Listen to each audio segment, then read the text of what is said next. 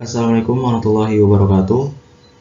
Perkenalkan, nama saya Firmansyah dengan NIM 33362100005 dari jurusan Teknik Sipil Fakultas Teknik Universitas Sultan Ageng Tirtayasa angkatan 2021. Di video ini saya akan bahas mengenai materi kinetika kimia part 2, kimia dasar. Ada beberapa materi yang akan saya bahas, diantaranya yaitu grafik laju berdasarkan order reaksi, ada persamaan laju reaksi terintegrasi waktu, dan yang terakhir ada persamaan Arrhenius. Perlu diketahui bahwa kinetika kimia adalah studi tentang laju reaksi, perubahan konsentrasi reaktan atau produk sebagai fungsi dari waktu.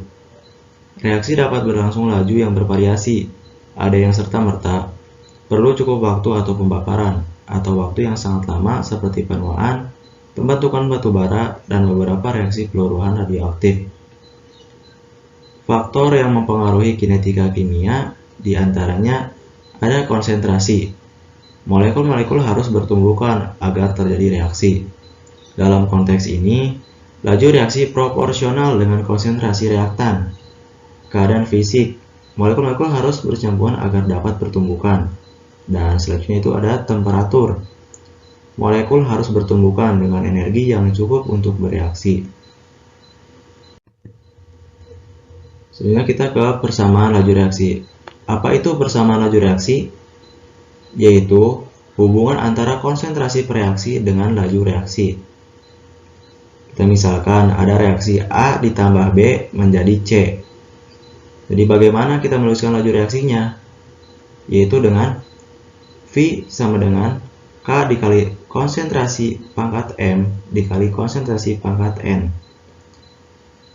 Jadi untuk M dan N adalah pangkat. Jadi kita tuliskan reaksinya H2 misal seperti contoh H2 ditambah O2 menjadi H2O. Kita setarakan dulu menjadi H2 ditambah setengah O2 menjadi H2O. Jadi sudah setara.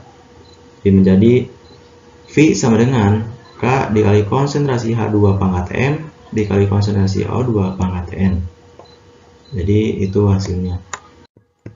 Selanjutnya kita ke grafik reaksi order 0. Nah, pada reaksi order 0, perubahan konsentrasi tidak mengubah laju reaksi.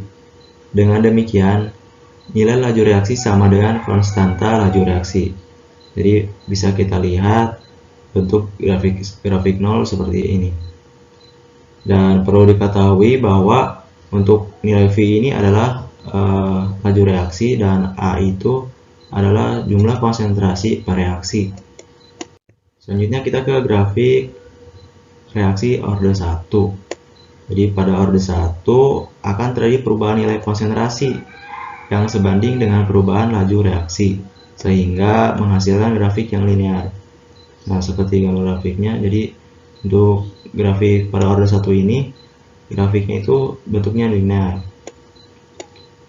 Nah, selanjutnya itu ke grafik order 2. Pada grafik order 2 ini, persamaan laju reaksi merupakan persamaan kuadrat dari perubahan konsentrasi.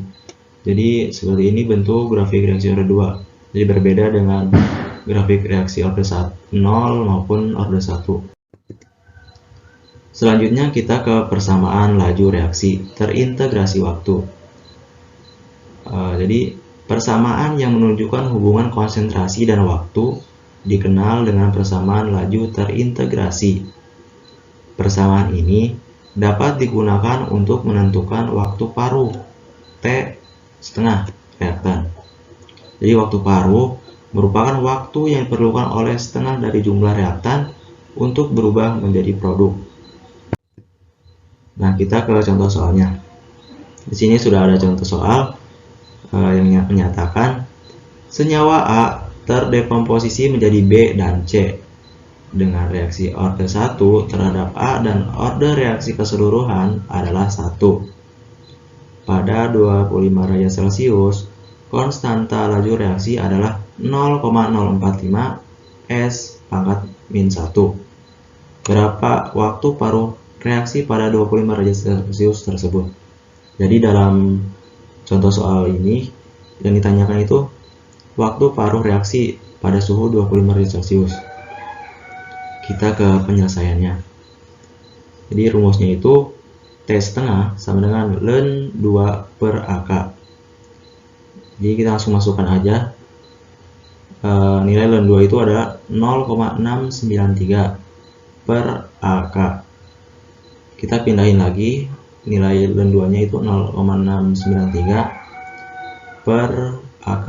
Jadi nilai kita masukkan nilai konstantanya itu dari laju reaksi yaitu 0,045 S pangkat min 1. Jadi didapat hasil 15,4 S.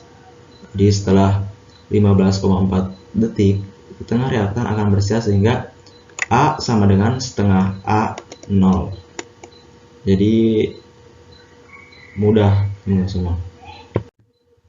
Kita ke persamaan Arrhenius. Persamaan Arrhenius dirumuskan oleh seorang ahli kimia asal Swedia bernama Svante Arrhenius pada tahun 1899.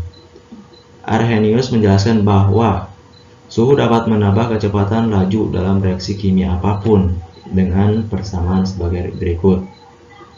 K sama dengan AE pangkat min EA per RT. Jadi dapat diketahui bahwa K itu adalah konstanta laju. A-nya itu faktor eksponensial yang merupakan konstanta untuk reaksi kimia tertentu yang menghubungkan frekuensi tumbukan partikel.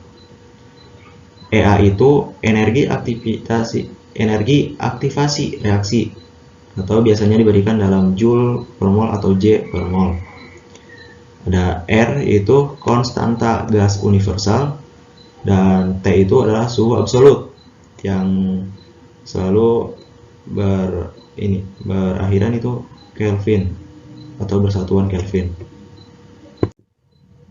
Jadi kita ke masih di persamaan Arrhenius. Jadi untuk dapat memahami persamaan Arrhenius kita lupakan dulu nilai A dan fokus pada fungsi eksponensial dulu. Jadi eksponensial itu adalah fungsi peluruhan. Dalam persamaan tersebut yang meluruh adalah rasio energi aktivasi EA terhadap energi kinetik rata-rata reaksi atau RT.